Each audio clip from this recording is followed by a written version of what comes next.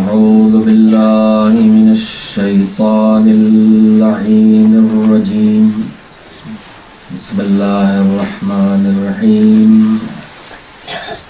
الحمد لله رب العالمين والعاقبة للمتقين والجنة للمؤمنين والنار للملحدين، والصلاة والسلام على سيد الأنبياء والمرسلين سيدنا ونبينا وشفيعنا أبي القاسم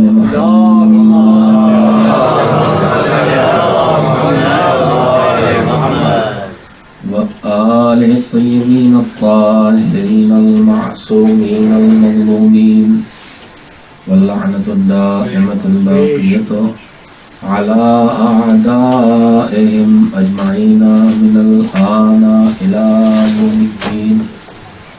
أما بعد، فقد قال الله سبحانه وتعالى في كتابه المبين وهو أصدق الصادقين وقوله الحق.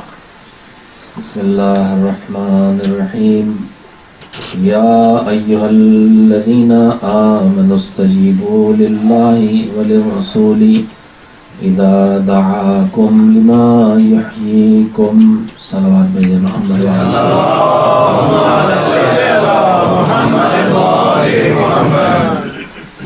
پروردگار عالم نے اپنی مخلوقات میں انسان کو یہ خصوصیت دی ہے کہ اسے ان ساری صلاحیتوں سے اور قوتوں سے آراستہ کیا اور وہ ساری قوتیں اور صلاحیتیں عطا کی ہیں انسان کے علاوہ کسی اور مخلوق کو وہ سب نہیں دیا ہے. جو حضرات تشریف فرما ہے یہاں، میں ان کے سامنے مادی زندگی کی مثالیں نہیں دوں گا کہ ہمارے جسم کو، ہماری باڈی کو، ہمارے وجود کو دوسری تمام مخلوقات کے مقابلے میں، پتھر، درخت، جانور، ان سب کے مقابلے میں وہ سب ملا ہے جو ان میں سے کسی کو وہ سب نہیں ملا ہے. لیکن میں مذہبی دنیا سے اتنا ضرور عرض کرنا چاہوں گا کہ اللہ نے انسان کو وہ سب دیا ہے جو فرشتوں تک کو نہیں دیا ہے. اس کی ایک مثال صرف روایت کے ذریعے مولا کائنات امیر المومنین حضرت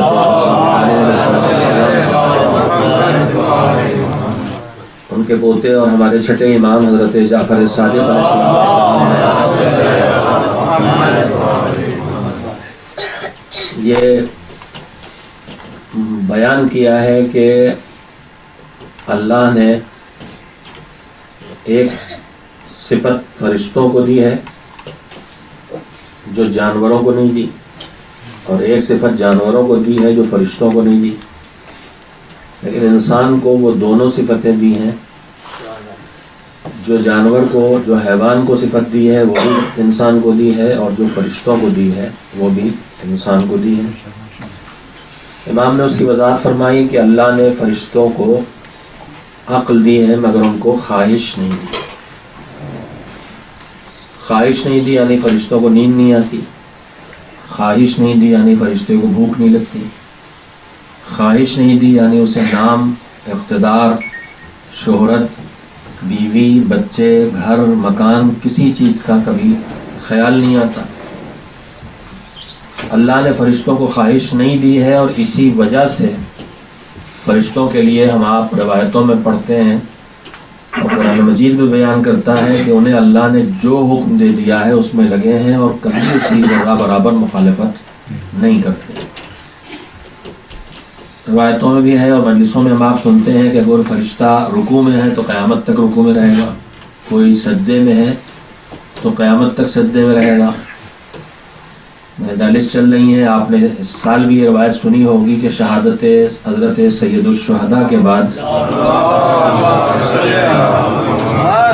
پروردگار عالم نے 70,000 فرشتے نازل کر دیے کربلا کی زمین پر.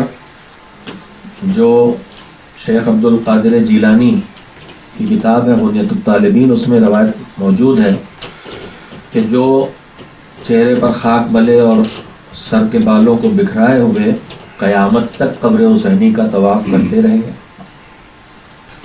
یعنی اب یہ فرشتے قیامت تک اسی عبادت کو انجام دیتے رہیں گے. یہیں پہ ایک جملہ کہہ دینے میں کوئی حرج نہیں ہے کہ فرشتہ وہ ہے جس کی زندگی کا ایک لمحہ بھی عبادت خدا سے خالی نہیں رہتا. تو اگر طواف قبر حسینی عبادت الہی نہ ہوتی تو یہ کام فرشتوں سے اللہ کیسے قیامت تک یہی کریں گے. جو سجدے میں ہے سجدے میں رہے گا، جس کی ڈیوٹی بارش پہ لگا دی وہ بارش کا کام کرے گا، جس کی ڈیوٹی ہوا پہ لگا دی وہ کرے گا. فرشتہ ایک لمحہ اس کی زندگی کا ایسا نہیں آتا جو حکم خدا کی مخالفت کرے، مگر انسان سے اونچا نہیں ہے. یہ کون سی بات ہوئی؟ ہماری زندگی تو زیادہ لمحات زندگی کے وہ ہیں جہاں یا حکم خدا کی معاذ اللہ مخالفت ہوتی ہے یا کم سے کم حکم خدا دماغ میں نہیں ہوتا، اس پر عمل نہیں ہوتا، یوں ہی وقت گزار دیتے ہیں بیکاری میں. مگر فرشتوں سے انسان اونچا ہے. دوسری طرف اللہ نے امام کے ارشاد کی روشنی میں جانور کو خواہش دی ہے، فرشتے کو خواہش نہیں دی ہے. پھر فرشتے کو کیا دیا ہے؟ کہ فرشتے کو اللہ نے عقل دی ہے. عقل کس چیز کا نام ہے؟ دنیا کی بحث نہیں مجھے اس وقت. اسی امام کے ارشاد کی روشنی میں العقل ما عبد بہ الرحمن واکتسب بہ الجنان. عقل اللہ کی دی ہوئی اس طاقت کا نام ہے جو طاقت اللہ نے تمہیں اس لیے دی تھی تاکہ تم اس سے احکام الہی کو پہچان کے اس کے احکام کی پابندی کرو اور اپنی آخرت کی زندگی میں اپنے کو کامیاب بنا لو. اب اللہ کی دی ہوئی نہ جانے کتنی نعمتیں آئی کسی کام سے اور ہم کہیں اور استعمال کر رہے ہیں. اس نے آنکھیں لوگوں کو گھورنے کے لیے نہیں دی تھی، توہین کرنے کے لیے نہیں دی تھی، کنکھیوں سے اشارے کرنے کے لیے نہیں دی تھی، ہم وہ سب کام لے رہے ہیں. اس نے زبان غیبتیں کرنے کے لیے نہیں دی تھی، الزام تراشیوں کے لیے نہیں دی تھی، ہم وہ بھی کر رہے ہیں. تو اس کی نعمت اس نے چاقو پھل کاٹنے کے لیے دیا تھا، کسی کا پیٹ پھاڑنے کے لیے نہیں دیا تھا. لیکن ہم سب استعمال کر رہے ہیں. ہاتھ اس لیے دیے تھے کہ ہم لقمہ توڑ کے اپنے منہ میں رکھیں، کوئی کمزور ہو تو اس کا بازو پکڑ کے سہارا دے دیں، اس لیے نہیں دیتے کہ ہم کسی کا گلا اس سے گھونٹ دیں، مگر ہم کر رہے ہیں. تو یہ بحث الگ ہے کہ عقل دی کس لیے تھی اور ہم کر کیا رہے ہیں اس سے. البتہ یہ بھی آپ سن چکے ہیں اور جانتے ہیں کہ عقل جب تک اس کام میں لگائی جائے جس کے لیے اللہ نے دی ہے تو ائمہ جو سربراہان عقل ہے وہ کہتے ہیں یہ ہے عقل، اور جب عقل کو وہاں سے ہٹا لیا جائے تو امام کہتے ہیں یہ عقل ہے ہی نہیں. اسی روایت کے بعد پوچھا گیا تھا کہ پھر وہ جو امیر شام کے پاس تھا وہ کیا تھا؟ تو کہا تھا تلک نکرا تلک شیطنہ. وہ عقل تھوڑی ہے، وہ عقل کی بگڑی ہوئی شکل ہے، اس کا کارٹون ہے اور وہ شیطنت ہے اصل میں. تو میرے عزیزو، اللہ نے فرشتوں کو عقل دی ہے، خواہش نہیں دی. انسان کو، جانور کو خواہش دی ہے، اس کو عقل نہیں دی. اب اس بحث میں مجھے نہیں جاننا، ماشاءاللہ یہاں ڈاکٹر حضرات اتنی بڑی تعداد ہے، اس سے بہتر فیصلہ کریں گے. خواہش تو اس کے پاس ہے، اتنی خواہش ہے کہ خواہش ہی اس کی زندگی غالب ہے. ہر لمحے کہاں منہ ماریں، کون سی گھاٹ چلیں، کس جانور کو ماریں. درندہ ہے تو چرندے کے چکر میں، چرندہ ہے تو درخت کے چکر میں، درخت ہے تو مٹی کے چکر میں. سب اپنے اپنے کھانے پینے میں لگے ہوئے ہیں. ہر وقت کھانے پینے کی خواہش ہے، زندگی کے ساتھی کی خواہش ہے، اولاد کی خواہش ہے. کبوتر کو آپ نے دیکھا ہوگا کہ آشیانہ بنا کے ہٹر رو کیا کرتا ہے، اپنی بیگم کو بلاتا آؤ کسی صورت یہاں آ کے آبادی بڑھاؤ. تو خواہش ہے ان میں، لیکن ان میں عقل نہیں ہے. فرشتے میں عقل ہے اور خواہش نہیں ہے، مگر اللہ نے انسان کو عقل بھی دی ہے اور انسان کو خواہش بھی دی ہے. خواہش دی ہے آبادی کے لیے، عقل دی ہے سلیقے کے لیے. خواہش نہ ہو تو یہ گھر کیوں بنائے گا؟ یہ خواہش ہی جو اس گھر کو بنوا رہا ہے. اور یہی گھر نہیں، آخرت کا گھر بھی کہاں بنے گا؟ یہ جنت کی خواہش ہے جو آخرت میں ہمیں گھر بنوانے میں مجبور کرے گی. نماز روزہ کریں گے، اچھے کام کریں گے. تو خواہش زندگی کو آباد کرنے کے لیے ہے اور عقل سلیقے زندگی دینے کے لیے ہے، اس لیے اللہ نے انسان کو عقل بھی دی اور خواہش بھی دی۔ میرا موضوع تو نہیں ہے، جب میں نے روایت سنائی ہے تو ایک جملہ جو اس روایت کا عروج ہے وہ آپ کو سنا دوں، سنی ہوئی بات کو سنا دوں، یاد آئے تو کام آئے گا۔ امام نے فرمایا کہ یہ انسان جانوروں سے بدتر بھی ہو جاتا ہے اور یہ انسان فرشتوں سے بہتر بھی ہو جاتا ہے۔ اب اس بحث میں جانے کی ضرورت نہیں ہے، آپ کی نگاہوں کے سامنے فرشتوں سے اتنا بہتر ہوتا ہے کہ فرشتے ان کے دروازے پہ آ کے درزی بن کے آتے دکھائی دیتے ہیں، ان کے گھر میں چکی پیستے دکھائی دیتے ہیں، بہتر ہو جاتا ہے۔ وہ تو معصوم دنیا کی بات ہے۔ ہماری اور آپ کی دنیا کے لیے معصومین بتاتے ہیں کہ جب کسی مومن کا بچہ یا بچی یا کوئی بھی علم کی تلاش میں نکلے، آپ مجلس میں آئے ہیں، مزہ لینے کے لیے نہیں آئے، اس نیت سے آئے کہ ذکر محمد و آل محمد سنیں گے، کچھ پائیں گے، تو اگر علم کی جستجو میں گھر سے قدم نکالا تو فرشتے طالب علم کے قدموں کے نیچے اپنے پر بچھاتے ہیں۔ تو سوچئے جب خالی علم ڈھونڈنے نکلا اتنا اونچا ہو گیا، تو جو علم پھیلانے آیا ہو کتنا اونچا ہوگا، جو علم ادھر سے لے کے ادھر آیا ہو کتنا اونچا ہوگا۔ اور پھر فرشتے اگر وہاں خدمت کرتے دکھائی دیں تو کوئی حیرت کی بات نہیں۔ تو انسان فرشتوں سے اونچا بھی اٹھتا ہے اور انسان جانوروں سے نیچے بھی جاتا ہے۔ یزید اس انسان کا نام ہے جو جانوروں سے بدتر تھا، جانوروں سے نہیں پتھروں سے بدتر تھا۔ شمر اس انسان کا نام ہے جو جانور سے نہیں پتھروں سے بدتر تھا۔ ارملا عمر سعد اس انسان کا نام جسے انسان کہتے ہوئے شرم آتی ہے جو پتھروں سے بدتر ہے۔ اس لیے میں جملہ کہہ رہا ہوں، میں شاعری نہیں کر رہا ہوں۔ قرآن مجید کہتا ہے پتھروں میں وہ پتھر بھی ہیں جن میں سے چشمے اگل پڑتے ہیں، پیاسوں کو پانی پلایا کرتے ہیں۔ یہ تو وہ انسان تھے جو پتھروں سے بدتر تھے، بہتے ہوئے دریا کو بھی پیاسوں میں بند کیے تھے۔ تو انسان جانوروں سے بدتر بھی ہو سکتا ہے اور یہ انسان فرشتوں سے بہتر بھی ہو سکتا ہے۔ کب؟ امام نے فرمایا اللہ نے انسان کو عقل بھی دی ہے اور انسان کو خواہش بھی دی ہے۔ میں نے چھوٹی سی فہرست خواہشات کی گنا دی، مکان چاہیے، اولاد چاہیے، بیوی چاہیے، زندگی کا ساتھی چاہیے، دوست چاہیے، احباب چاہیے، اقتدار چاہیے، آرام چاہیے، راحت چاہیے، شہرت چاہیے، یہ چاہیے وہ چاہیے، فہرستوں لمبی فہرست خواہشات کی ہے۔ یہ ساری خواہشات بھی انسان میں موجود ہیں اور عقل بھی موجود ہے۔ کب تک یہ فرشتوں سے بہتر ہوگا اور کب جانوروں سے بدتر ہوگا؟ امام نے فرمایا، جملہ آپ کے حوالے کر رہا ہوں، امام کا ارشاد ہے اور امام نے کہا بھی یہی ہے صرف کہ تم ہماری بات لوگوں تک پہنچاتے رہو، اس کے بعد تمہارا کام ختم ہو جاتا ہے، پھر ہماری بات خود اپنا کام کرنا شروع کر دے گی۔ امام نے کہا یہ انسان فرشتوں سے بہتر بھی ہوتا ہے، یہ انسان جانوروں سے بدتر بھی ہوتا ہے۔ یہ فرشتوں سے بہتر کب ہوتا ہے یا جانوروں سے بدتر کب ہوتا ہے؟ امام نے فرمایا جب تک اس کی عقل، جب تک انسان کی عقل اس کی خواہشات پر حکومت کرتی ہے تب تک یہ فرشتوں سے بہتر رہتا ہے، اور جب اس کی خواہشات اس کی عقل پر حکومت کرنے لگے تو یہ جانوروں سے بدتر ہو جاتا ہے۔ میں نے اس وقت اس مجلس میں نیت کر بھی نہیں بیٹھا تھا کر کے کہ یہ روایت آپ کو سناؤں گا، اور یہ میں پڑھ بھی چکا ہوں آپ کے درمیان، ہو سکتا آپ نے بھی مجھ سے ہی سنی ہو، لیکن میرے عزیزو میں نے یہ بات آپ کے سامنے کیوں رکھی کہ اللہ نے انسان کو وہ سب کچھ عطا کیا ہے جو کسی اور کو نہیں دیا ہے۔ کیوں؟ تاکہ یہ انسان اس نتیجے تک پہنچے جہاں تک اللہ اسے پہنچانا چاہتا ہے، اور وہ ہے کامیابی۔ لعلکم تفلحون، اللہ تمہیں کامیاب دیکھنا چاہتا ہے، تو اس نے ہمیں ان ساری نعمتوں سے نوازا ہے اور ہماری ہر ضرورت کا انتظام ہمارے وجود سے پہلے کر دیا۔ ہمیں پیاس لگنا تھی، پانی ہم سے پہلے پیدا کر دیا، ہمیں بھوک لگنا تھی، کھانا ہم سے پہلے پیدا کر دیا، ہمیں رہنے کے لیے زمین کی ضرورت تھی، زمین اس نے ہم سے پہلے بنا دی، ہمیں حرارت کی ضرورت تھی، سورج اس نے پہلے چمکا دیا، ہمیں روشنی کی ضرورت تھی، چاند اور تارے اس نے ہم سے پہلے بنا دیے، ہمیں سانس لینے کی ضرورت تھی، اس نے ہوا پہلے خلق کر دی۔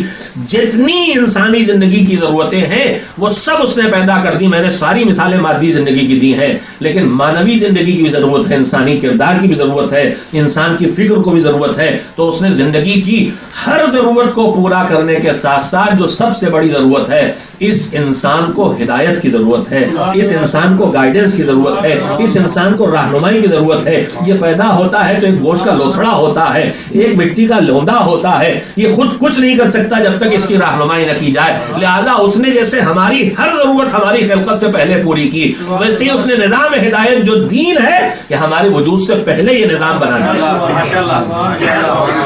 اب یہ ہمارے اوپر ہے کہ جیسے زندگی کی ہر اس ضرورت کا جس کا ہم احساس کر لیتے ہیں اس کو تلاش کر کے لاتے ہیں اور اس کا اہتمام بھی کرتے ہیں. پانی چاہیے تو پانی ڈھونڈ کے لاتے ہیں, پانی ہم تک دوڑ کے نہیں آتا, ہم پانی تک دوڑ کے جاتے ہیں. البتہ اللہ نے نعمتیں بنائی ہیں, وہ بھی اکثر نعمتیں تو وہی بنائی ہیں جو ہم تک خود سے آ جاتی ہیں. کہاں ہوا لینے گئے آج تک؟ ہم گاڑی کی لینے جاتے ہیں, اپنے لیے تو نہیں لینے گئے. کہاں آج تک ہم آکسیجن خریدنے گئے ہیں کہ سانس لینا ہے, آکسیجن ختم ہو رہی, گھر میں چولہے کی گیس سلنڈر والی ختم ہو جاتی, لیکن ہماری آکسیجن ہوا میں اللہ دے رکھی ہے, وہ ختم نہیں ہوتی ہے. جو آکسیجن ڈاکٹر حضرات بیٹھے کہ ہمیں لگانا پڑتی ہے وہ ختم تھوڑی ہوتی ہے. وہ ہم اپنی مشین کو اتنا بگاڑ لیتے ہیں کہ جو نظام قدرت کا آکسیجن ہے وہ ہمارے پھیپھڑے اس کو پانے کے لائق نہیں رہ جاتے. تو اب باہر سے جیسے ٹائر میں بھری جاتی ہے ویسے ہم میں بھری جاتی ہے. میں نہیں سمجھتا ہوں, صلوات بھیجے. جس چیز کی ضرورت کا احساس ہو جاتا ہے اللہ نے وہ سب بنایا ہم تک پہنچنے کے لیے, لیکن کچھ اس میں سے ایسی رکھی ہیں جنہیں تمہیں جا کے لانا پڑے گا تاکہ کاہل نہ بن جاؤ, تاکہ لاپرواہ نہ بن جاؤ. ورنہ جب سب فری ملے گا تو کسی نعمت کی قدر نہیں کرو گے. ہم اس آکسیجن کی کتنی قدر کرتے ہیں, اور یہ پانی خرید کے لاتے ہیں, سستا ملتا ہے اس لیے قدر نہیں کرتے. مگر وہی جب جوس آتا ہے تو اس کے مقابلے اس کی قدر بڑھ جاتی. جہاں قیمت بڑھی, جہاں ہماری زحمت بڑھی. میرے عزیزوں, نعمتوں میں سے دین اس نعمت کا نام ہے جس نعمت کے ہم تک پہنچانے کا بڑا فاصلہ اس کی طرف سے طے ہو گیا ہے, چھوٹا سے فاصلہ ہمیں طے کرنا ہے. نہیں, شاید میری بات واضح نہیں ہوئی. جیسے پانی اس نے زمین کے اندر نہ رکھ دیا ہوتا, ہمیں کنویں تو کھودنا پڑتا ہے. پانی چشمے سے ابل رہا ہے, ہمیں چشمے تک آپ کہیں ہمیں کہاں جانا پڑتا ہے. یہاں مثالیں دے بنا میرے لیے مشکل ہو گیا. میرے ساتھ مشکل یہ ہو گئی ہے کہ ہم سے کہا جاتا تھا پانی لاؤ تو ہمیں فکر ہوتی تھی کنویں کے پاس جائیں, لوٹے میں گھڑے میں گگرے میں رسی باندھیں, کنویں کے اندر ڈالیں, نکالیں, تب پانی ملے گا. یہاں بچے کہتے پانی لاؤ, فریج پہنچ گیا. لیکن چلو فریج تک تو جانا پڑا نا, پانی فریج تک چل کے آیا, لیکن فریج سے اپنے پاس تو لانا پڑے گا. ٹوٹیوں میں آ گیا, لیکن ٹوٹی سے نکال کے گلاس تک پہنچانا پڑے گا. تو تھوڑی تھوڑی زحمت اللہ نے ان چیزوں تک پہنچنے میں رکھ دی تاکہ تم اس کی قدر کرو. دین کا بھی لمبا سفر ادھر سے ہم تک اس نے ہماری کوششوں کے بغیر طے کرا دیا. اس کے پاس سے زمین تک آ گیا, زمین پہ چل کے اس ملکوتی افراد سے نکل کے ہم زمینی انسانوں تک آ گیا. اب تھوڑا سے فاصلہ رہ جاتا ہے, کہیں کتاب میں ہے, کہیں قرآن مجید میں ہے, کہیں نہج البلاغہ میں ہے, کہیں سیف کاملہ میں ہے, کہیں ارشادات معصومین میں ہے. اتنا لمبا سفر طے کر کے دین ہمارے پاس آ جاتا, ہم اتنا چھوٹا سے سفر طے کر کے اس کے پاس جانے میں صدیاں دیوانے چاہیے. مشکل ہوتی ہے ہمیں. کیوں مشکل ہوتی ہے؟ اس لیے کہ پیاس لگے تو کوئی بھی آفت آ جائے پانی ڈھونڈ کے لائیں گے, بھوک لگے تو کوئی قیامت اٹھ جائے کھانا ڈھونڈ کے لائیں گے. اس لیے اس کی ضرورت کا احساس ہوتا ہے, لگتا ہے اس کے بغیر جی نہیں پائیں گے. کاش یہی احساس ہمیں دین کے لیے پیدا ہو جاتا. اس کے بغیر روح مر جائے گی, اس کے بغیر دنیا اجڑ جائے گی, اس کے بغیر آخرت برباد ہو جائے گی. اس کی ضرورت کا احساس ہو جاتا تو ہم گھر بیٹھ کے انتظار نہ کرتے, ہم دوڑ دوڑ کے ڈھونڈ ڈھونڈ کے لانے کی کوشش کیا کرتے. میرے عزیزوں, میں نے یہ ساری گفتگو آپ کی خدمت میں ایک ضرورت کی بات کہنے کے لیے عرض کی. اور وہ ضرورت کی بات کیا ہے؟ جو آیت میں نے پڑھی آپ کے سامنے, بسم اللہ الرحمن الرحیم, یا ایھا الذین آمنوا استجیبوا للہ وللرسول اذا دعاکم لما یحییکم. اے ایمان والو, اب اللہ ہر ایک سے بات ہی نہیں کر رہا, اور سب نالائق اس لائق نہیں کہ یہ والی بات ان سے کہی جائے. اگر آپ قرآن مجید میں غور کریں, آئی تو ہے یہ دعویٰ کرتی ہدی للناس, سارے انسانوں کی ہدایت کے لیے آئے. چور, بے ایمان, ایماندار, دغاباز, وفادار, جاہل, عالم, کالا, گورا, بڈھا, جوان, مرد, عورت, غریب, امیر, سب کی ہدایت کے لیے آئے. کافر, منافق, مسلم, مومن, متقی, فاسق, فاجر, عادل, سب کی ہدایت کے لیے. ہدی للناس, سب کے لیے آئے. قرآن کہتا ہے ہم سب کی ہدایت کے لیے آئے. لیکن جب باتیں ہدایت دینے کی شروع کرتا ہے تو پھر سب باتیں سب سے نہیں کہتا. کبھی کہتا بنی آدم، یعنی اب یہ وہ بات ہے جو سب اس کو سن کے سمجھ سکتے، سب اس کے لائق ہو گئے کہ یہ بات ان سے کہی جائے. آپ کا ایک 5 سال کا بیٹا بھی ہوتا ہے، ایک یونیورسٹی میں جاتا ہوا بیٹا بھی ہوتا ہے، آپ دونوں سے بات کرتے ہیں، مگر ہر وہ بات جو 21-22 سال کے جوان بیٹے سے کرتے ہیں ہمیشہ وہ 5 سال بعد. ہم نے کہا بھائی آپ ڈسکرمنیشن ہے آپ کے یہاں. کہا مولانا آخر کیسے وہی بات جو 5 سال کا بچہ ہے وہی بات اس سے بھی کہیں جو 21 سال والے سے ہے؟ ان کی صلاحیتیں الگ ہیں، اس کی صلاحیتیں الگ ہیں.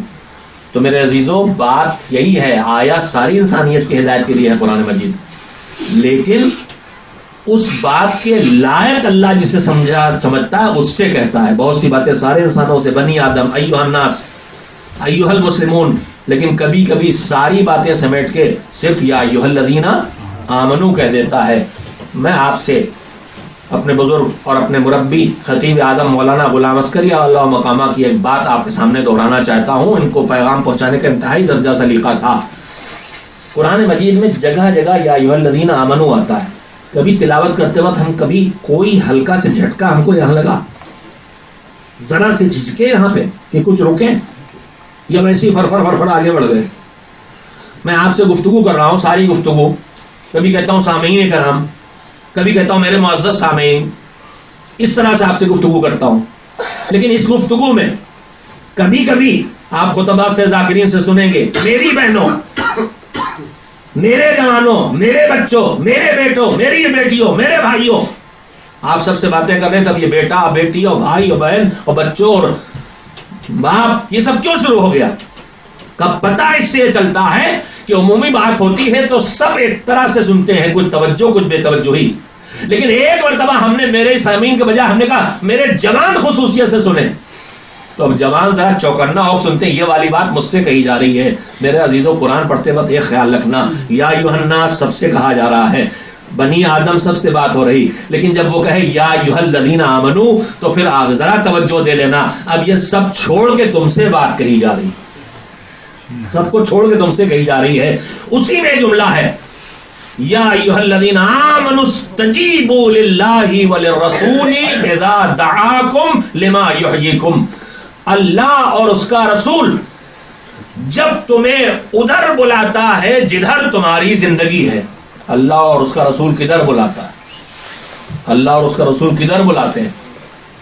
دین کی طرف بلاتے ہیں، دین کی طرف بلاتے ہیں، نظام اسلام کی طرف بلاتے ہیں، ایمان کی طرف بلاتے ہیں. اللہ اور رسول جدھر تمہیں بلائیں، قرآن کہتا اس میں تمہاری زندگی ہے. اب تمہارا کام کیا ہے؟ استجیبو، تم ان کی بات پہ لبیک کہو. یعنی قرآن میں اللہ ہم سے یہ کہہ رہا ہے کہ تمہیں پہلا بھروسہ یہ پیدا کرنا ہوگا کہ دین تم کو جہاں بھی بلائے، چاہے تمہیں یہ لگے کہ اس میں ہمارا گھاٹا ہے، اس میں تو ہماری موت ہے، اس میں تو ہمارا نقصان ہے، اس میں تو ہماری پریشانی ہے، اس میں تو ہماری مصیبت ہے، مگر وہ پورے دین کے لیے ایک لفظ کہہ رہا ہے جدھر اللہ اور اس کا رسول بلائے. اور وہ کیوں بلاتا ہے؟ تمہیں زندگی دینے کے لیے بلاتا ہے، تمہیں حیات دینے کے لیے بلاتا ہے. لہذا اب تم خود سوچو کہ جسے وہ کہہ رہا ہم تمہیں زندگی دینے کے لیے بلا رہے ہیں تم اس میں اپنا نقصان سمجھو، جس کو وہ کہہ رہا ہم تمہیں حیات دینے کے لیے بلا رہے ہیں اس کو تم اپنی موت سمجھو، تو یہ تمہاری ناسمجھی کے علاوہ کچھ نہیں. میں نے اتنی بات آپ کی خدمت میں کہی یہ کہنے کے لیے میرے عزیزوں کہ مجھے آپ سے نہیں کہنا کہ آپ معاذ اللہ بے دین ہیں اور دیندار ہو جائیں. آپ اللہ پہ ایمان نہیں لائے، آپ قرآن پہ ایمان نہیں لائے، آپ نبی و رسول اور امام کو نہیں مانتے، معاذ اللہ یہ نہیں کہنا ہے مجھے. ہم سب یہاں جو جمع ہیں ہم سب اللہ کو مانتے ہیں، رسول کو مانتے ہیں، ائمہ طاہرین کو مانتے ہیں، قرآن مجید کو مانتے ہیں، عقیدہ آخرت رکھتے ہیں. ہم سب اس پر ایمان رکھتے ہیں اور ہم سب یہ بات بھی مانتے ہیں کہ اللہ نے جو نظام دین دیا ہے وہ ہماری زندگی کا نظام ہے اور وہی ہماری زندگی کو کامیاب بنانے والا نظام ہے. مگر مشکل جو کہیں کہیں ہماری زندگیوں میں پیدا ہوتی ہے ان میں سے 2 پوائنٹ ہیں جن کی طرف آپ کو توجہ مجھے اس وقت دلانا تھی. جتنا وقت ہو سکے گا اتنا آپ کی خدمت پیش کروں گا. میرے عزیزوں پورا دین ہماری زندگی ہے. بیان قرآن کی روشنی میں دین کو اگر سمیٹ کر بیان کیا جائے تو 2 لفظوں میں دین آ جاتا ہے، یہ کرو یہ نہ کرو. یہ کھاؤ یہ نہ کھاؤ، یہ پہنو یہ نہ پہنو، یہ دیکھو یہ نہ دیکھو، یہ سنو یہ نہ سنو، وہاں جاؤ وہاں نہ جاؤ، یہ سوچو یہ نہ سوچو، یہ مانو یہ نہ مانو. اخلاق، احکام، عقائد سب کو سمیٹ کے دیکھ لیے. توحید کو ماننا ہے، شرک کی راہ پر نہیں جانا. عدالت الہیہ کو ماننا ہے، اس کی عدالت کا انکار نہیں کرنا. یہ مانو یہ نہ مانو، زبردستی نہیں وہاں، لیکن اس کی طرف سے رہنمائی یہی ہے. یہ مانو یہ نہ مانو، یہ سوچو یہ نہ سوچو، یہ کہو یہ نہ کہو، یہ سنو یہ نہ سنو. پورے دین کا کل خلاصہ یہی ہے. تو اس کے دو حصے بن جاتے ہیں، ایک ہے کرو اور ایک ہے نہ کرو. کرو کیوں؟ اس لیے کہ اللہ جس نے تمہیں پیدا کیا وہی جانتا ہے کہ کرنے میں اس کے تمہارا فائدہ ہے. تمہاری زندگی کی ضرورتیں اس سے پوری ہوں گی، چاہے تمہارے جسم کی چاہے تمہاری روح کی. ڈاکٹر حضرات بھی تو کہتے ہیں بھائی یہ فلاں فلاں فلاں چیز کھائیے آپ، اور فلاں فلاں چیز نہ کھائیے، تب آپ ٹھیک ہوں گے. تو ایک طرف کچھ چیزوں کا راہ پہ لگانا، یہ کرنا ہے کھانا ہے، اور یہ چیزیں نہیں کھانا، تب آپ صحت مند رہیں گے. اللہ پورے نظام حیات کو، آپ تو ڈاکٹر تو خالی جسم کے لیے رہنمائی کرتا، اللہ پوری زندگی، میری ذاتی زندگی، سوسائٹی کی زندگی، میری زندگی اولاد کی زندگی، میری زندگی دوستوں کی زندگی، میری زندگی سماج کی زندگی، میرا جسم میری روح، میرے معاشرے کا جسم میرے معاشرے کی روح، میری دنیا کی زندگی میری آخرت کی زندگی. ان سارے مسائل کو سمیٹ کے اللہ ہماری رہنمائی کرتا ہے، یہ کرو اور یہ نہ کرو. ہم دیندار لوگ جن کے اندر دین پر عمل کرنے کا جذبہ ہے، ان میں دو چیزوں کی طرف تھوڑی توجہ کم ہوتی ہے. کرو اور نہ کرو کی راہ میں، کرو یعنی نیکی اور نہ کرو یعنی برائی. کرو کی دو قسمیں، یا واجب یا مستحب. نہ کرو کے دو حصے، یا حرام یا مکروہ. ہم میں نیکی کا جذبہ پایا جاتا ہے، لیکن جتنا اچھے کام کرنے کا جذبہ پایا جاتا ہے اتنا برائی سے اپنے آپ کو بچانے کا جذبہ نہیں پایا جاتا. میرے لیے اس بات کا سمجھانا اس مجمع کے لیے بہت آسان ہے. میرے خیال میں زیادہ بڑی تعداد ڈاکٹر حضرات کی ہوگی، اور یا ان کے متعلقین جو سب اس شعور والے لوگ ہیں. آپ علاج کرتے ہیں تو آپ دوا کے ساتھ مسلسل اگر پرہیز کو یا آپ جہاں ضرورت ہوتی ہے بتاتے ہیں، تو آپ دیکھتے ہیں کہ اگر پرہیز نہ ہو تو یہ دوا اس طرح سے کام نہیں کرتی. لہذا آپ اس بات کو آسانی سمجھ سکتے ہیں کہ خالی دوائیں کھانا، وٹامنس لینا، یا وہ ضرور غذائیں جو جسم کی ضرورت ہیں، خالی یہ انسان کے جسم کو بھی نہیں بچا پاتی جب تک کہ ان بیماریوں، اس خراب غذاؤں سے، ان کھانوں سے نہ بچایا جائے جو اس جسم کی حفاظت کے لیے جن سے بچنا ضروری ہے. اللہ ہماری پوری زندگی کی اس لیے نظام بنایا ہے. نیکی اگر حکم دیا ہے کوئی واجب یا مستحب، اس کا مطلب اس کا ہونا ہماری زندگی کی ضرورت ہے، چاہے دنیا چاہے آخرت، چاہے میری زندگی چاہے سوسائٹی کی زندگی، چاہے میری باڈی چاہے میری روح. اور اگر کسی چیز سے روکا ہے تو اس کا مطلب اس میں کوئی نہ کوئی نقصان ہمارا ہے، چاہے میرے جسم کو، چاہے میری روح کو، چاہے مجھے، چاہے میری اولاد کو، چاہے مجھے، چاہے میری سوسائٹی کو، چاہے میری دنیا کو، چاہے میری آخرت کو، کہیں نہ کہیں کوئی نہ کوئی نقصان ہے. اللہ نے کہا ہے تو کوئی فائدہ، اللہ نے روکا ہے تو کوئی نہ کوئی نقصان. اب مسئلہ یہ ہے کہ ہمارے اندر نیکی کا جذبہ تو پایا جاتا ہے، لیکن جتنا نیکی کا جذبہ پایا جاتا ہے اتنا برائی سے بچنے کی فکر ہمارے اندر کم پیدا ہوتی. ہماری پوری مذہبی سوسائٹی کی میں بات کر رہا ہوں، نیکیوں کا جذبہ رکھنے والوں میں بھی برائی سے بچنے کی فکر اتنی نہیں ہوتی. نمازوں کی پابندی کے باوجود غیبتیں ہم سے اس سے زیادہ ہوتی. نوحہ ماتم کے باوجود سازشیں ہمارے درمیان، الزام تراشیاں ہمارے درمیان زیادہ چلتی ہیں. فرش ادا پہ بیٹھنے کے باوجود اسی فرش ادا پہ آنے کے لیے ایک دوسرے کے جوتے چپل میں یہاں نہیں دیکھا، لیکن پورے سوسائٹی کی بات کر رہا ہوں، کو چلنے میں ہمیں کوئی باغ کوئی پریشانی نہیں ہوتی. یعنی نیکی کا جذبہ ہم میں جتنا پایا جاتا ہے برائی سے، گناہ سے بچنے کی اتنی فکر نہیں پائی جاتی. جو پہلی گزارش آپ کی خدمت میں کرنا چاہتا ہوں وہ یہ ہے کہ اس وقت آپ جس سوسائٹی میں آ کے رہے ہیں، آپ تو پاکستان سے، انڈیا سے، افریقہ سے، کہیں نہ کہیں سے مذہبی جیسے ماحول میں رہ کے آئے ہیں. جیسے لگانا پڑا مجھے، لیکن بہرحال تو وہاں نیکی کا جذبہ تو مل گیا تھا آپ کو. وہاں بہت سے گناہ کوشش کر کے بھی ممکن نہیں تھے، وہاں جو بلاؤ سے گناہ کوشش کر کے ممکن نہیں تھے، یہاں پوری کوشش کر کے ان کو ان سے بچنا پڑتا ہے. وہاں گناہ ڈھونڈنا پڑتا تھا، یہاں گناہ پیچھا کیے ہوئے آپ دوڑا رہا ہے آپ کو. وہاں پیسے خرچ ہوتے تھے، یہاں پیسے لو اور گناہ میں شامل ہو. یہ پوزیشن ہے. تو میرے عزیزوں، پہلی توجہ اپنے بھائیوں اور بہنوں کو دلانا چاہتا ہوں کہ یہاں آپ پر نیکی پر کوئی پابندی نہیں. آپ جتنی نیکیاں چاہے کریں، جتنی عبادتیں چاہے کریں، نمازیں پڑھیں، روزے رکھیں، تلاوت کریں، مجلس کریں، ماتم کریں، جلوس نکالیں، آزادی ہے، بالکل کوئی پابندی نہیں. اور یہ قابل مبارکباد ہے. یہ بات جنہوں نے آزادی دی ہے ان کا شکریہ ادا کرنا چاہیے. لیکن میرے عزیزوں، جس ماحول میں ہم آپ زندگی کر رہے ہیں، ادا کر رہے ہیں، وہاں جتنی نیکی کی آزادی ہے اس سے کچھ زیادہ ہی برائی کی آزادی ہے. لہذا یہاں ہم تو پھر بھی پیچھے سے کچھ تھوڑا بہت 2-4 ٹیکے لگوا کے آئے ہیں، جن سے تھوڑی بہت کچھ جراثیم جو یہاں دوڑیں گے ان سے اپنے کو بچا لیں گے. لیکن یہ نسل جو نہیں آپ پال رہے ہیں، اس کو صرف نماز، روزہ، ماتم، مجلس سکھانے پہ نہ رک جائیے گا میرے عزیزوں. اس سے زیادہ توجہ کی ضرورت ہے ان کو برائیوں سے بچانے کی، ان کو برائیوں کے نقصانات سے کی طرف متوجہ کرنے کی. میں اکثر مثالیں دیتا ہوں. میرا تعلق ہی تعلیمی ادارے سے ہے. عمر کا آدھا حصہ یا کچھ اس سے زیادہ حصہ صرف اور صرف گزر چکا ہے. پوری عمر کا اتنا حصہ گزر گیا اس کی بات نہیں، جتنی گزر گئی اس میں سے 30 سال ہو گئے تقریباً مجھے ادارے تنظیم المکاتب میں خدمت کرتے ہوئے. ہمارا کام ہی ہے تعلیم، اور اس میں پہلی ہم نے تشخیص کی ہمارے بزرگوں نے کہ تعلیم کی بھی 2 قسمیں، ایک دنیا کی زندگی بنانے والی اور ایک دنیا اور آخرت دونوں کو بنانے والی. دین کی ضروری تعلیم. ملا یا مولانا نہیں ڈریے گا نہیں کہ فوج آ جائے گی. 45,000 بچے 1125 مکاتب میں انڈیا کے 18 اسٹیٹس میں ضروری دین کی تعلیم حاصل کر رہے ہیں. یعنی جس مقصد میں ایک جملے میں کہتا ہوں، ہم یہ چاہتے ہیں آپ کا سلمان رشدی پیدا نہ ہو، جو پیدا ہو وہ سلمان محمدی پیدا ہو. ہمارا مقصد یہ ہے ڈاکٹر، انجینئر، پروفیسر، ہر فیلڈ میں لوگ جائیں لیکن دین کی فکر اور دین کا شعور اور دین کا خیال رکھتے ہوئے ہوں، تاکہ کڈنی چرا کے سرجن صاحب کمائی نہ کریں،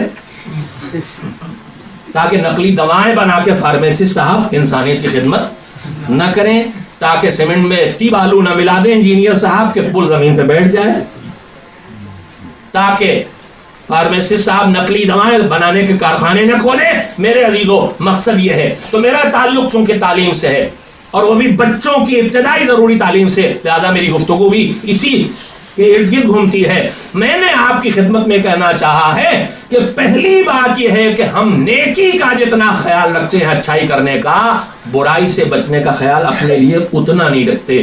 اور اس سے زیادہ اہم مسئلہ یہ ہے کہ ان بچوں کو صرف نیکیاں سکھانے پہ اکتفا نہ کیجیے، انہیں ماحول کی برائیوں سے آگاہ کر کے انہیں بچانے کی کوشش کیجیے.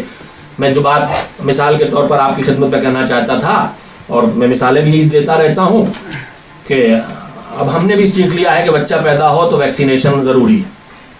بہت سے ٹیکے ایجاد ہو گئے ہیں، ہر نئے بچے پر کچھ نئے ٹیکے ہمیں مل جاتے ہیں. جب ہمارا پہلا بچہ ہوا تھا تو 2-4 ٹیکے لگے تھے. اب نواسی نواسے پوتی پوتے والے ہونے لگے، نواسی ناسے والے ہو چکے، پوتی پوتے والے ہو جائیں گے انشاءاللہ. تو اب ایک ٹیکوں کی لمبی فہرست آ گئی ہے ویکسینیشن میں، اس کا بھی اس کا بھی اس کا بھی. تو کھانسی کا بھی مثلا ہمارے بچپن میں نہیں تھا. ہمارے بچپن میں تو خالی ایک چرمر لگا تھا، چیچک کا ٹیکا، اس کے بعد سے کچھ نہیں پتا تھا ہمیں. تو میرے عزیزوں، یہ ٹیکے کاہے کے لیے لگتے ہیں؟ میں آپ کو کیا بتاؤں، مجھے آپ کو فلسفہ بتانے کی ضرورت نہیں، میں تو اپنی زندگی کی مثال دے رہا ہوں. میرے بھائی سمجھدار، پڑھے لکھے، باشعور لے کے جا رہے ہیں. کہاں جا رہے ہو بھائی؟ بچے کو گود میں. کہا ڈاکٹر کیا؟ ہم نے کہا خیریت کیا ہوا اس کو؟ بخار؟ کہا نہیں. ہم نے کہا 10 آ رہے، ڈائریا ہو گیا؟ کہا نہیں. کھانسی آ رہی؟ نہیں. پھر کیا ہوا؟ کہا کچھ نہیں ہوا اس کو. تو ہم نے کہا پھر جب کچھ ہوا نہیں تو ڈاکٹر کے یہاں کیوں لے جا رہے؟ مولانا ڈاکٹر کے یہاں جو لے جا رہے ہیں، ہمارے یہاں ڈاکٹر ہی لگاتے ہیں، ہمیں نہیں پتا یہاں کس کی ذمہ داری. اس کو ٹیکے لگوانا ہے، ویکسینیشن کرانا ہے، پولیو ڈراپس پلوانا ہے، ڈپتھیریا کا ٹیکہ لگوانا ہے. تو ہم نے کہا اس کو کچھ تو ہوا نہیں، پھر کہاں کے جا رہے ہو؟ کہا مولانا کچھ نہیں ہوا. یہ بات صحیح ہے، لیکن ہم آپ جہاں رہتے ہیں، میں اپنے ملک کی بات کر رہا ہوں، چاروں طرف آپ دیکھ رہے ہیں یہاں کوڑے کے ڈھیر لگے، یہاں گندی نالیاں بہ رہی، کوڑا کباڑا، چاروں طرف بیماریوں جراثیم پھیلے ہیں، مکھیاں، مچھر، مرض، بیماریوں کے اتنے جراثیم چاروں طرف پھیلے. میرے بچے پہ کسی وقت حملہ کر دیں تو یہ بیمار ہو جائے. میں نے کہا پھر کہا میں ایک ٹیکہ اس لیے لگوا دوں گا کہ جب وہ جراثیم حملہ کریں تو یہ اس کی باڈی ان کا مقابلہ کر سکے، ڈیفینس کر سکے. تو میرے عزیزوں جیسے سمردار ماں باپ ماحول میں پھیلے جراثیم سے اپنے بچوں کو بچانے کے لیے ٹیکہ لگا دیتے ہیں، میرے عزیزوں تمہارے بچے یہاں گھر سے باہر نکل رہے ہیں، یہاں جسم کی بیماریوں کے جراثیم تو ذرا کم ہیں مگر روح کی بیماریوں کے جراثیم یہاں بہت زیادہ ہیں، لہٰذا ان کو ٹیکہ لگانے کی ضرورت ہے. اس ٹیکے کا نام ہے دین کی تعلیم، اس ٹیکے کا نام ہے معرفت محمد و آل محمد، اس ٹیکے کا نام ہے تقویٰ. ان کو اتنا دین سکھانا ہے، ان کو اتنی تعلیم دینا ہے کہ گھر سے باہر نکلیں تو ان کو جانور جو چاروں طرف پھیلے ہیں وہ اپنے جیسے جانور نہ بنا سکیں، جو روحانی بیماریاں پھیلی ہیں ان کو اپنی طرح مریض نہ بنا سکیں. ایک صلوات مل جل کے بھیجیں.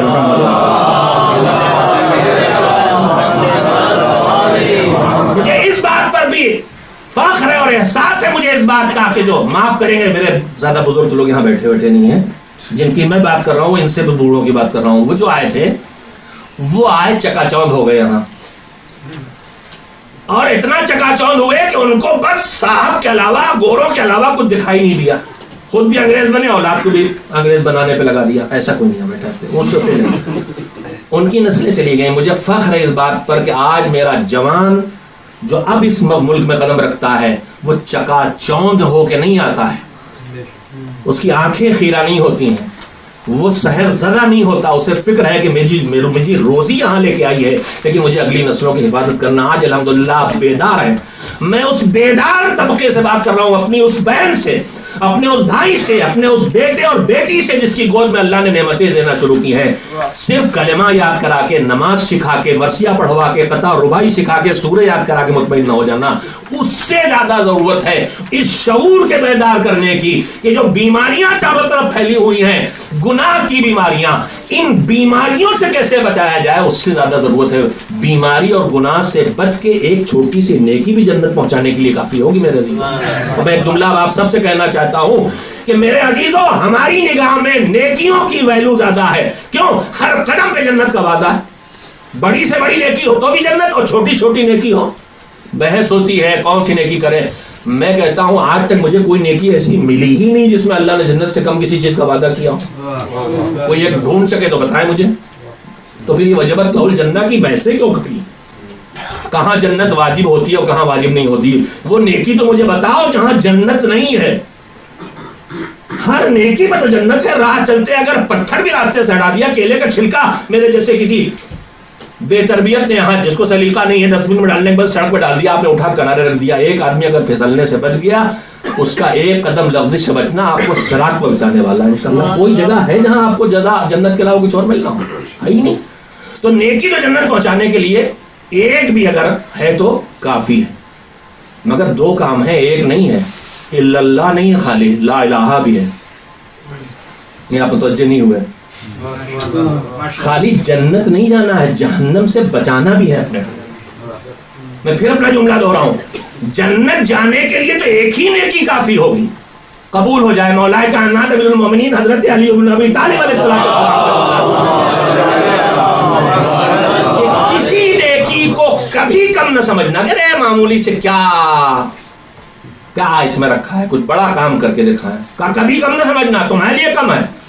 مگر جملہ سنیے، کیف یقل ما یتقبل، وہ نیکی چھوٹی ہو کیسے سکتی ہے جو اس عظیم کی بارگاہ میں قابل قبول بن جائے. بڑے سے بڑا کام وہاں قبول نہ ہو، کسی کام کا نہیں. حج کر کے بھی چلے آئے، کچھ نہیں قبول نہیں ہوا. کس کام کا؟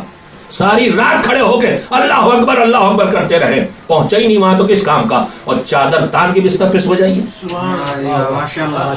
ادھر پہنچنا چاہیے. چھوٹی سی نیکی بھی ادھر پہنچ گئی مولا کہتے ہیں. اور یہ ان کے علاوہ کہے گا کون؟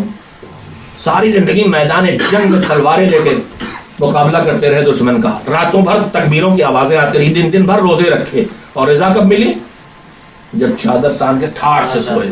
تو پھر ان کے علاوہ کون کہے گا کیف یقل ما یتقبل؟ یہ نہ دیکھو تم بڑا کر رہے ہو کہ چھوٹا، یہ دیکھو اس بڑے کی بارگاہ میں قبول ہو گیا کہ نہیں. چھوٹا سے کام بھی ادھر قبول ہو گیا تو ہو گیا کام. تو نیکی تو ایک جنت میں لے جانے کے لیے کافی.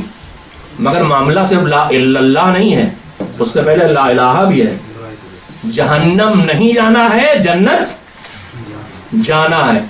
تو جنت جانے کے لیے تو ایک نیکی قبول ہو جائے کافی ہوگی، اور اس سے زیادہ کی امید بھی نہیں لگانا، ایک ہو جائے تو بہت، اس میں بھی زور سفارش اور شفاعت اور اس کی رحمت و مغفرت نہ جانے کتنے سہارے لگائیں گے تب ایک آدھ وہاں پہنچے گی، جنت میں پہنچانے کے لائق بنے گی۔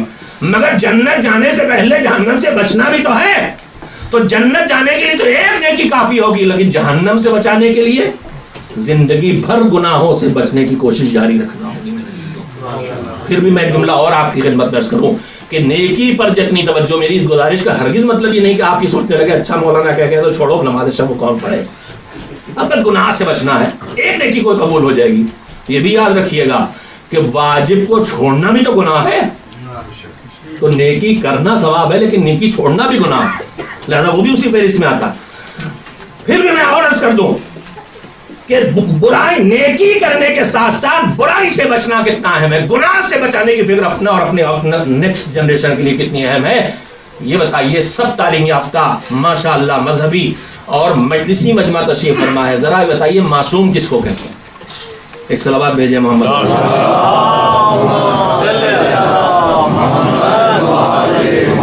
معصوم کس کو کہتے ہیں؟ ہم نے سب نے بچپن میں پڑھا اور مجلسوں بھی سنتے رہتے ہیں، معصوم اس کو کہتے ہیں جو زندگی بھر نماز پڑھتا رہے، جو زندگی بھر روزے رکھے، جس کا کوئی حد نہ چھوٹے، معصوم اسی کہتے ہیں نا؟ بولیے نہیں، پھر کس کو کہتے ہیں؟ کہ جس سے پوری زندگی میں کبھی کوئی گناہ نہ ہو، کوئی خطا نہ ہو، کوئی غلطی نہ ہو۔ تو میرے عزیزوں آپ تو سمجھیں کہ برائی اور گناہ سے بچنا قیمتی کتنا ہے۔ معصوم نیکیاں کر کے معصوم نہیں کہلاتا ہے، معصوم گناہوں سے اپنے آپ کو بچاتا ہے، اس لیے معصوم کہلاتا ہے۔ اس ماحول میں ہمارے لیے نیکیاں کرنے پہ کوئی خطرہ نہیں ہے، لیکن ہماری زندگی میں بڑا خطرہ ہے کہ اللہ نہ کرے کون لمحہ کس وقت کون انسان اور کہاں کس گناہ کی راہ پہ چل پڑے۔ لہذا بھرپور توجہ دینے کی ضرورت ہے اس مسئلے کی طرف کہ نیکیاں کرنے کے ساتھ ساتھ ہم اپنے آپ کو برائی اور گناہ سے بچانے کی کوشش بھی کرتے رہیں۔ صلوات مل جل کے بھیجیں محمد۔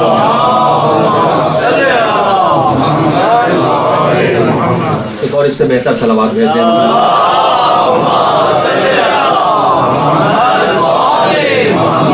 پھر یہیں پہ گزارش اور عرض کرنا چاہتا ہوں آپ سے، اہمیت محسوس کریں۔ ہم آپ نیکی کیوں کرتے ہیں، اچھے کام کیوں کرتے ہیں، ثواب کے کام، خیر خیرات، نماز روزہ مجلس ماتم، سب کا نتیجہ یہ ہے کہ اللہ اگر اسے قبول کر لے گا تو پہلی بات یہ کہ جنت ملے گی، اس کے بعد اور اونچے تو جنت کی کوالٹی بڑھے گی، اور اونچے تو پھر رضا الہی تک سفر ہے۔ وقت نہیں ہونا تذکرے، ہر تذکرہ ہر وقت ہر جگہ کیا جا سکتا ہے، ورنہ قبولیت اعمال کے بھی مراحل ہیں۔ ایک جگہ صرف جزا پانے کی ہوتی ہے، ایک جگہ جزا کے بعد شکریہ کی ہوتی ہے، ایک جگہ شکریہ کے علاوہ رضا دینے کی ہوتی ہے، ایک منزل وہ بھی ہوتی ہے کہ بندہ عمل کرتا ہے، اللہ کہتے ہیں کام تو میں نے کیا، تم نے تھوڑی کیا ہے، بندے کے عمل کو اپنا عمل کہہ دیتا ہے۔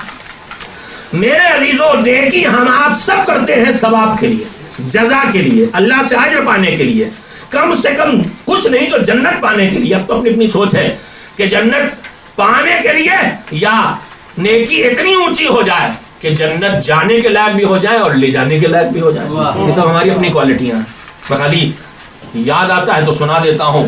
روایت کہتی ہے میدان قیامت پہ حساب کتاب چک گیا، اب ایک عبادت گزار ساری زندگی نیکیوں میں گزاری، بہت اچھی عبادت تھی اور اللہ کی بارگاہ میں قبول بھی ہو گئی، چلے جنت گیٹ پہ، جنت کے گیٹ آپ کے لیے کہہ رہا ہوں ورنہ مجھے تو دروازہ ہی اچھا لگتا ہے، گیٹ تو چھوٹا سا ہوتا ہے، گیٹ ویٹ تو ذرا چھوٹا چھوٹا، دروازہ کہیے تو شاندار جنت کا سمجھ میں آتا ہے، بلکہ پھاٹک کہنا چاہیے، دروازہ بھی چھوٹا ہوتا ہے۔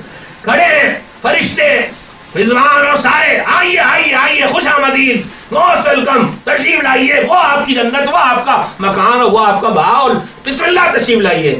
جناب عابد، نام کے عابد نہیں، کام کے عابد، چلے گئے جنت۔ تھوڑی دیر کے بعد ان کے پیچھے روایت کی زبان ہے، عابد اندر گئے، اب پہنچے عالم، یہ بھی نام کے نہیں، نہ نام کے نہ لباس کے، لباس کے عالم نہیں، واقعی عالم، چاہے پینٹ شرٹ پہنے ہوں علم والے ہیں تو عالم، اور چاہے ابا قبا اور امامہ پہنے علم والے نہیں ہیں تو لباس سے علم ان کے پاس ہے۔ عالم علم ہونے سے بنتا ہے، لباس علم سے نہیں بنتا۔ شہید مطہری رحمۃ اللہ علیہ کا جملہ یاد رکھیے گا. انہوں نے کہا ہمارے معاشرے میں بہت مسائل اس لیے پیدا ہوئے ہیں کہ جو احترام اللہ نے علم کو دیا تھا وہ ہم علم کے بجائے ہم نے لباس علم کی طرف منتقل کیا. لباس کے بجائے حقیقت تک پہنچ کے ہم اس حق کو ادا کرنے کی کوشش شروع کر دیں تو سماج کی نہ جانے کتنی خرابیاں دور ہو جائیں گی. زمانے کی بات ہے، میں طالب علم تھا قم میں. ہم اس وقت امام خمینی رحمۃ اللہ علیہ کے انقلاب کامیاب ہوا تھا اور دنیا بھر سے لوگ مختلف موضوعات پر سیمینار اور کانفرنسوں میں بلائے جاتے تھے. کوئی ایسے ہی موضوع تھا، ہمارے ملک کے پورے علماء کی بڑی تعداد نمایاں جتنے تھے سب بلائے گئے تھے کسی کانفرنس میں. ایک ہی جہاز میں سفر تھا ان کا. بحث گفتگو شروع ہوئی کہ ہمارے یہاں جو قومی مسائل ہیں ہم جا رہے ہیں تو اپنی بات رکھیں گے، کیا مسائل ہیں، ان کا حل کیا ہے، تاکہ ہم فارمولے دے سکیں وہاں جا کے کہ ہماری یہ مسائل ان کا حل ہے. بات چیت چلتی رہی تو ہمارے وہ بھی بزرگ تھے اور دنیا سے رخصت ہو گئے، اللہ ان کے درجات عالی کرے. انتہائی ظریف عالم بھی تھے، صاحب کردار بھی تھے اور بہت ظریف بھی تھے. چاروں طرف بحث ہو رہی تھی. بحث کرنے والے کچھ ویسے ہی تھے جو بحث برا بحث کرتے. جب کافی دیر ہوتی تھی کیا حل کیا حل کیا حل کر لیں، حل تو بس ایک ہے. کہا وہ کیا؟ کہ کوئی حادثہ ہو جائے، یہ جہاز کریش ہو جائے. بحال ہو گیا. پورے ملک کے مولوی جہاز میں ہیں. تو یہ زندگی میں مسائل پیدا ہوئے میرے عزیزو. یہ لباس جو علم کا احترام تھا وہ لباس علم کی طرف منتقل ہو گیا. ایک صلوات تو بھیجی دیجیے.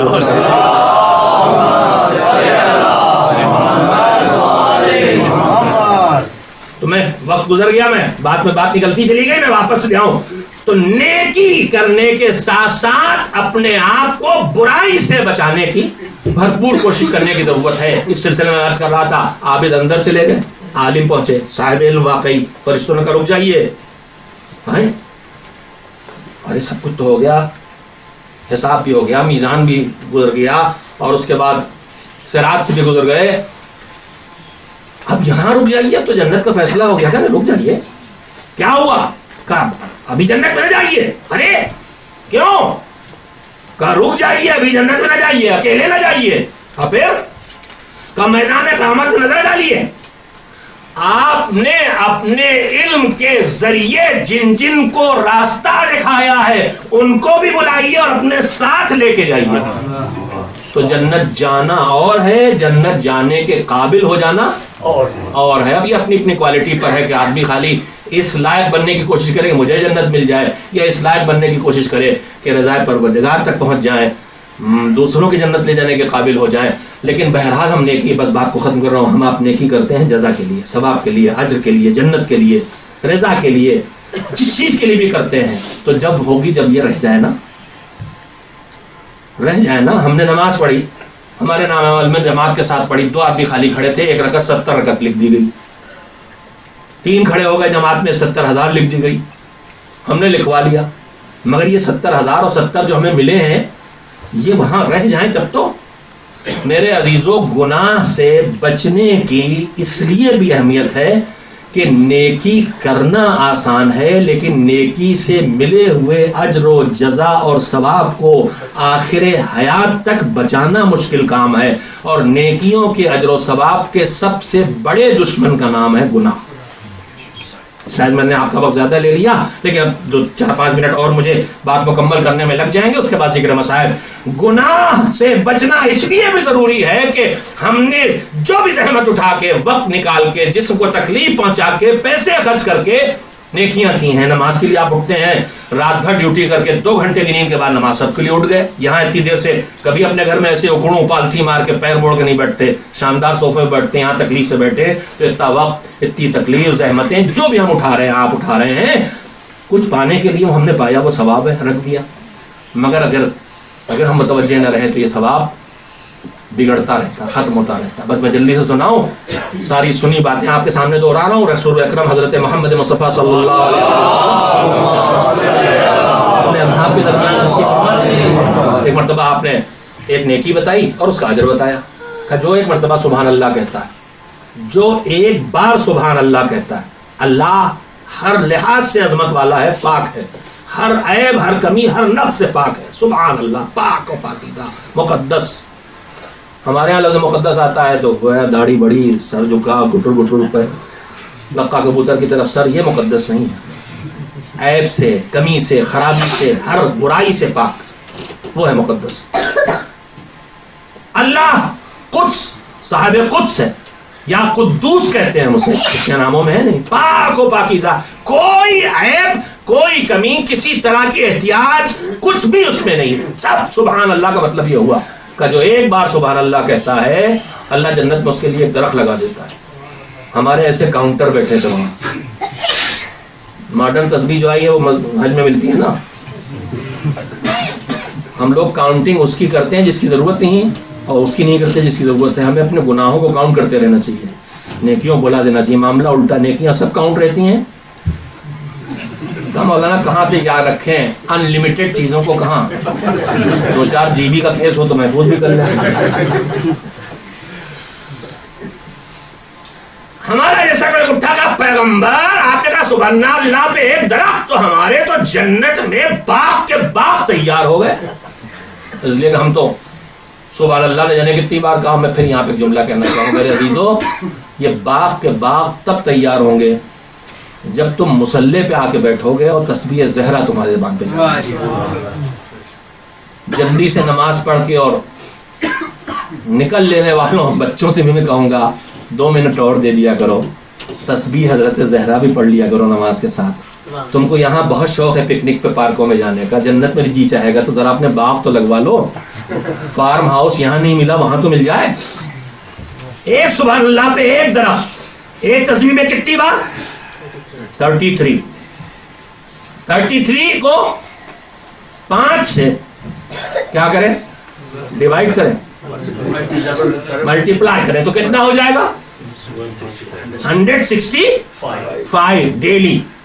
اگر 5 نمازیں پڑھ کے 5 پہ تسبیح پڑھی، 165 درخت کسی باغ میں لگائیے، کسی زمین پہ کتنا بڑا باغ ہے، پوری زندگی گن ڈالیے، 40 سال ہو گئے، 30 سال ہو گئے، 20 سال ہو گئے، کھڑا ہو گیا گنتی کرنے والا، کاؤنٹر کھڑے ہو گئے، پیغمبر باغ کے باغ لگ گئے، اب ہم ہاں لگ گئے، کہا اب مگر نتائج جو غلط نظریہ جو آج ہمارے درمیان بھی ہے، کہا پیغمبر باغ کے باغ لگ گئے، اب اس کے بعد کوئی نیکی کرے چاہے نہ کرے جنت تو ہماری ہے۔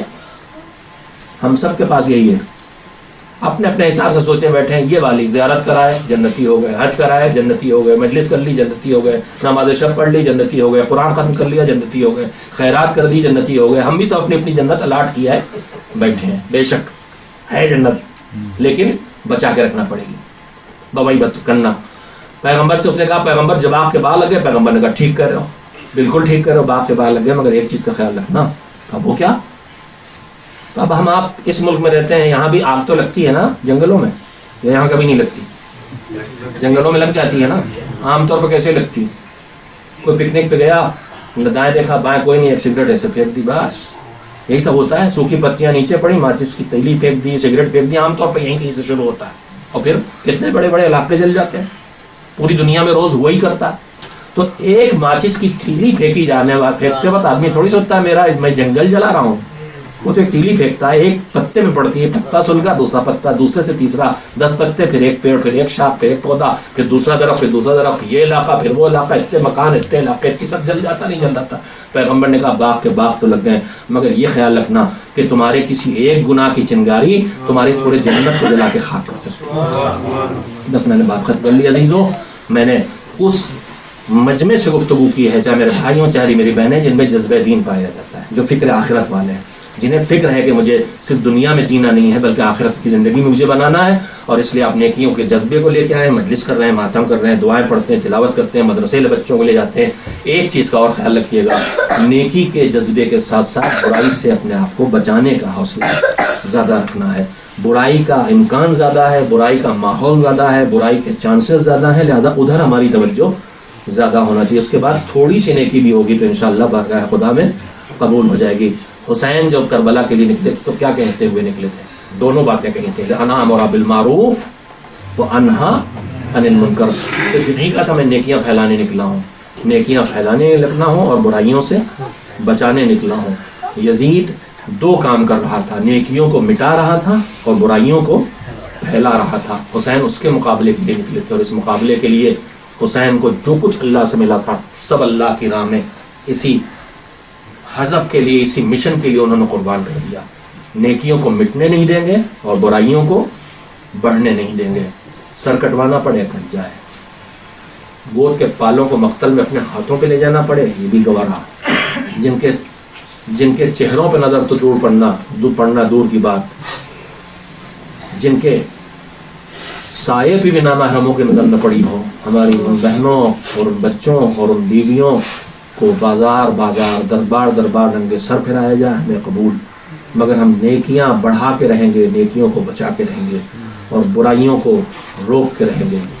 اس قربانی میں کے دینے میں اس پورے لشکر میں کوئی کسی سے پیچھے نہیں ہے. ابھی آپ نے مجلس سے پہلے جو مرثیے سلام یا سوز سنے ہیں اس میں بار بار ایک ننھی سی حسین کی وہ بچی جو خواتین میں بظاہر سب سے کم سن مجاہدہ ہے, جن کا جہاد سر کٹا کے سونا نہیں تھا, جن کا جہاد ننگے سر بارازوں میں پھرایا جانا تھا, جن کا جہاد ہاتھوں کا کاٹا جانا نہیں تھا, جن کا جہاد ہاتھوں میں رسیوں کا باندھا جانا تھا, جن کا جہاد تیر اور تبر کے اور تلواروں کے وار کھانا نہیں تھا, جن کا جہاد پشت پہ تابیانے کھانا تھا, رخساروں پہ تماچے کھانا تھا, جن کے سر تو نہیں کاٹے گئے مگر سروں سے چادریں چھینی گئیں, کانوں سے گوشوارے چھینے گئے, جن کو خود تو گلا نہیں کٹا مگر ان کی نگاہوں کے سامنے ان کے گود کے پالے ذبح کر دیے گئے. ان سارے جہاد کرنے والوں میں ایک ننھی سے مجاہدہ ہے جس کا نام ہے سکینہ. اصل نام تو حسین نے اپنی ہر بیٹی کا نام اپنی ماں کے نام پہ فاطمہ رکھا ہے اور اپنے ہر بیٹے کا نام اپنے بابا کے نام پہ علی رکھا ہے, مگر چونکہ یہ سب سے چھوٹی بیٹی ہے اور حسین کو اس سے خصوصی انس ہے, باپ سے اسے بھی بہت محبت ہے, باپ اسے بھی بہت چاہتے ہیں, یہ سینے پہ لیٹے تو باپ کو نیند آتی ہے, باپ کا سینہ ملے تو اسے نیند آتی, اس لیے اس کا نام سکینہ ہے. سکینہ حسین سے زیادہ محبت کرتی ہیں, حسین اس بچی کو زیادہ چاہتے ہیں. ہر گھر میں جو چھوٹا ہوتا ہے وہ سب سے چہیتا ہوتا ہے. عزیزو, سکینہ سب کی چہیتی ہیں مگر حسین کی چہیتی بیٹی, اکبر کی چہیتی بہن علی بن حسین سید الساجدین, جس میں بھائی اور بہن کے درمیان عمر کا اتنا فاصلہ ہے جو فاصلہ باپ بیٹی کے درمیان ہوتا ہے, اور یہ فاصلہ محبتوں کو اور بڑھا دیتا ہے. سوچو سید سجاد کے دل پہ کیا گزرتی, ہاتھوں میں ہتھکڑیاں, پیروں میں بیڑیاں, گلے میں توق, کچھ نہیں کر سکتے. ننھی سے بہن کے کبھی گوشوارے چھینے جا رہے ہیں, کبھی تماچے مارے جا رہے ہیں, کبھی اونٹ کی پیٹھ پر ننگی پیٹھ پسینے کے بل لٹایا جا رہا. حسین کی بیٹی کو حسین حد کی سزا زیادہ ملی. روایات نہ جانے کتنے تذکرے کرتی ہیں, میں صرف ایک منظر یاد دلاؤں. لٹا ہوا قافلہ, حسین کا لٹا قافلہ دربار شام پہنچا ہے. سجا ہوا دربار, تخت یزید, تخت کے نیچے تشت میں حسین کا کٹا ہوا سر, اور سر کے لبوں سے یزید جسارت کر رہا ہے. جن ہونٹوں کو رسول اللہ پیار سے محبت سے چوما کرتے تھے, یزید ان سے بے ادبی کر رہا ہے. یہ منظر زینب نے دیکھا, نگاہیں جھکا لی. یہ منظر سب نے دیکھا, ننھی سے بچی نے بھی دیکھا. میرے باپ کا کٹا ہوا سر دور تشت میں رکھا ہوا ہے. کیا گزری میری شہزادی پر مجھے نہیں معلوم, مگر ایک مرتبہ یزید کی نگاہ پڑی. لٹے ہوئے قافلے میں جو رسن بستہ بیویاں کھڑی ہیں, سب کے بازوؤں میں رسن بندی ہے, ایک بچی کے گلے میں رسن بندی ہے. بچی ایک ہاتھ چہرے پہ رکھے ہے, ایک ہاتھ گلے پہ رکھے ہے. پوچھا یہ کون ہے؟ کہا یہ حسین کی بیٹی سکینہ ہے. کہا سکینہ تم چہرے پہ ہاتھ کیوں رکھے اور گلے پہ کیوں؟ دل کے دکھانے کے لیے سوال کیا, تو بہتر جانتا ہے. سروں سے چادریں چھن گئیں, حیا آتی ہے, چہرے پہ اس لیے ہاتھ رکھ لیا ہے. اور تیرے ظالموں نے ہماری پھوپھیوں اور بہنوں کے بازو میں جو رسی باندھی ہے, میرا قد چھوٹا, میں چھوٹی سی ہوں, میرے گلے میں جو رسی ہے, یا میری پھوپھیاں اور بہنیں جھک کے چلیں ان کی کمر شکستہ ہوتی ہے, اور ذرا سے وہ اپنا قد بلند کریں تو میرے گلے کی رسی کھنچتی ہے, گلے میں زخم ہو گیا ہے اس لیے گلے پہ ہاتھ رکھے ہوں. مگر ظالم کو اس کے بعد بھی چین نہ پڑا. کہا سنا ہے تمہارا باپ تم سے کو بہت محبت کرتا تھا, سینے پہ سلائے بغیر نیند نہیں آتی تھی. کہا ظالم کیوں تنگ کرتا ہے اب وہ باپ کہاں، وہ باپ کا سینہ کہاں. کہا نہیں میں یوں نہ مانوں گا، یوں نہ مانوں گا کہ حسین تم کو بہت چاہتے تھے، تجھے امتحان دینا پڑے گا. یہ تمہارے باپ کا کٹا ہوا سر. بس آخری چند جملے عزیزو عزادارو، سوچو ایک ننھی سے 3-3.5 سال کی بچی کا باپ کا کٹا ہوا سر سامنے ہو، کیا یہ کم ظلم ہے؟ اس کے بعد ستم اس سے آگے. کہا یہ تمہارے باپ کا سر ہے، میں نہ مانوں گا جب کہ تم سے چاہتے تھے تمہیں، مگر تب مانوں گا جب یہ سر تمہاری گود میں آ جائے، تم آگے نہ بڑھو. ایک مرتبہ سکینہ نے کہا ظالم کیوں تنگ کرتا ہے، کیوں اذیت پہنچاتا ہے؟ کہا نہیں تمہیں ثابت کرنا پڑے گا. ایک مرتبہ یتیم حسین نے جلے ہوئے کرتے کا دامن ہاتھوں میں سنبھالا. بابا بابا ظالم تمہاری محبت کا امتحان لے رہا ہے. بابا بابا ارے ظالم کا امتحان ہے بابا، آ جاؤ میری گود میں آ جاؤ بابا. ایک مرتبہ دنیا نے دیکھا، صاحب ریاض القدس نے لکھا ہے کہ دنیا نے دیکھا سر حسین تش سے بلند ہوا، ننھی سے سکینہ کی گود میں آ گیا، ننھے ننھے ہاتھوں سے سر کو سنبھالا. شاید کربلا میں چھٹنے کے بعد یہ پہلی ملاقات ہو. لبوں پہ دہن رکھ دیا. بابا تمہارے بعد تازیانے کھائے، بابا تماچے لگے، بابا بابا تم نے جو گوشوارے پہنائے تھے دیکھو چھینے گئے ایسے کہ خون سے کان ابھی تک رنگین ہے. بابا جس سینے پہ تم سلاتے تھے بابا وہ سینہ زخمی ہے، پشت زخمی ہے. قیدی بنا کے ہمیں دیار پھرایا گیا. وَسَيَعْلَمُ الَّذِينَ ظَلَمُوا أَيَّ مُنقَلَبٍ يَنقَلِبُونَ. الا لعنت اللہ علی القوم الظالمین. الہی بحق الزہرا و ابیہا و بالہا و بنیہا، پروردگار اس مجلس اعزا کو عبادت قرار دے، اسے قبول فرما. بار الہ محمد و آل محمد علیہ السلام کا واسطہ ہمارے میزبان جنہوں نے اس فرش اعزا بچھانے کا اور اس مومنین کے اور خیر اجتماع کا اہتمام کیا ہے، ان کی اس عبادت کو قبول فرما، ان کی توفیقات میں اور ہم سب کے توفیقات میں اضافہ فرما. بار الہ جو نیکیاں ہم سب تک چھوٹی ہیں ان کو انجام دینے کی توفیق عطا فرما. معبود ماضی میں جو غلطیاں ہو گئی مستقبل میں ان سے بچنے کی توفیق عنایت فرما. بار الہ جو گناہ کر چکے ہیں تو توفیق توبہ دے اور اس توبہ کو اسی دنیا میں قبول کرے. بحق کے بیمار کربلا ہماری جسم کی بیماریوں کے ساتھ ساتھ ہماری روح کی بیماریوں سے ہمیں شفا عنایت فرما. بار الہ بیمار کربلا کا واسطہ، اسیران اہل حرم کا واسطہ، محمد و آل محمد کا واسطہ، شہدائے کربلا کا واسطہ جو دنیا سے جا چکے ان پر رحمت نازل فرما. دنیا بھر میں پھیلے ہوئے مومنین مومنات بالخصوص پاکستان، افغانستان، بحرین، کویت، سعودی عرب جیسی جگہوں کے مظلوم مومنین مومنات کی حمایت و حفاظت فرما. بار الہ عراق، ایران، لبنان، جہاں بھی غلامان محمد و آل محمد تیرا نام لے رہے ہیں معبود، ان کے خلاف سازشیں رچی جا رہی معبود، سازشوں سے ان کو محفوظ فرما. ظالموں کو آپس میں ٹکرا کے نیست و نابود فرما. بار الہ دین کی خدمت گزار فقہا، علماء، مراجع بالخصوص رہبر انقلاب اسلامی کی حفاظت فرما. بار الہ مراجع کرام اور حوزہ علمیہ کی حفاظت فرما.